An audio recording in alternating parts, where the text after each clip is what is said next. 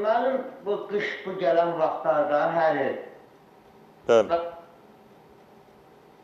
daha hazırda da var, başlayır. Dəfə əlim, ayağım, işte bədənimdə qaşınmalar yiyən var. Onu nə bilərəm, nə... Qaşınmalar olur. Bəli, bəli. Hə, yayda olmur da.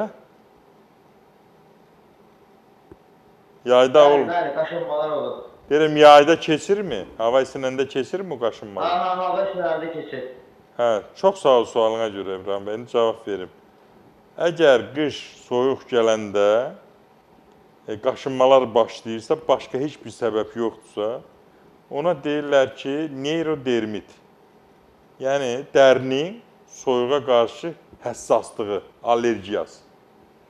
Hə, yay gələndə də deyirsən keçir. Əgər o ciddi bir dəri xəstəliyi olsa, 365 gün qalar. Yay gələndə niyə keçməlidir ki?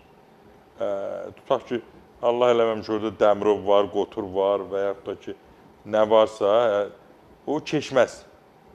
Bu, dediyim kimi, soyuğa qarşı dərinin həssaslığıdır.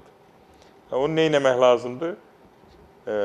Yazdan başlayırsan dərini möhkəmləndirməyə. Nə ilə? İsti soyuq duş qəbulundan. Və qışa gələndə görəcəksən ki, nə olacaq? Keçəcək olmayacaq, o qaşınmalar olmayacaq. Mütləq orqanizm möhkəmləndirmək, immuniteti yüksəltmək lazımdır. Çox sağ olun sualınıza görə İbrahim bəy.